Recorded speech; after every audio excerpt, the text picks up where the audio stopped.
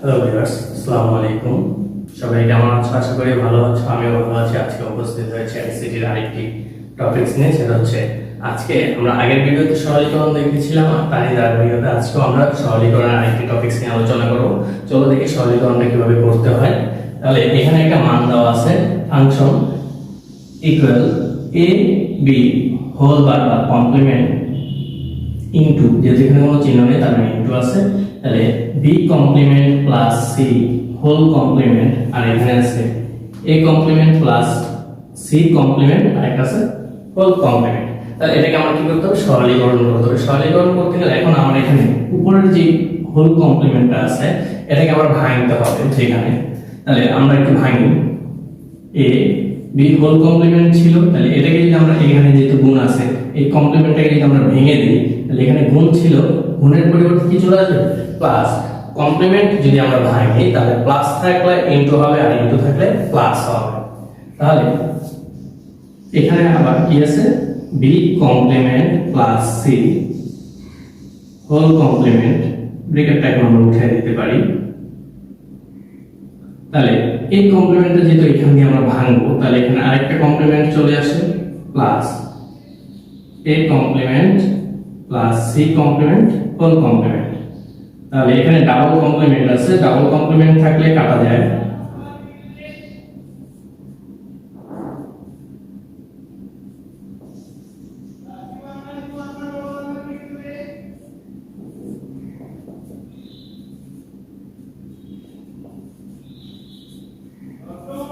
তাহলে এখানে কি থাকতেছে?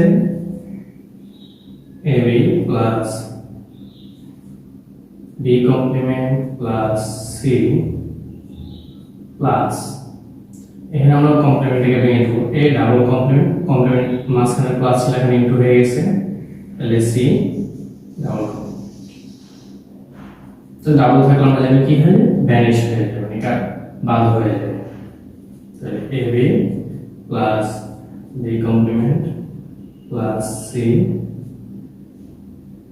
Plus ac।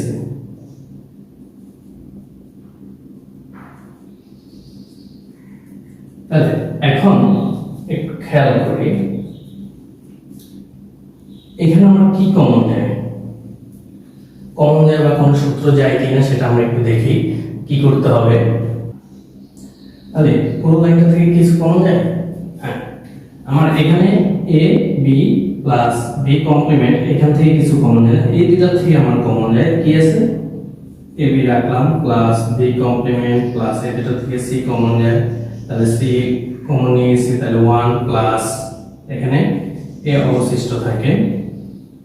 তাহলে A B plus B complement plus C into 1, তাহলে এটার মান হচ্ছে a প্লাস 1 ইজ ইকুয়াল 1 হয়। তাহলে a b plus b complement plus c, তাহলে এখানে আমার কোনো কমন যায় সূত্র যায়। তাহলে সরলীকরণটা বুঝতে পারছি। আর এখানে আমার 1 হওয়ার কারণ হচ্ছে আমরা a প্লাস 1 ইজ ইকুয়াল কত বলি? 1, কারণ a এর মান আমার 0 হতে পারে আবার 1 হতে পারে। তো 0 হোক বা 1 হোক, এটার সাথে যদি আমি 1 যোগ করি আমার রেজাল্ট কি আসবে? 1 আসবে। এজন্য আমরা এটার পরিবর্তে কি লিখতে পারি?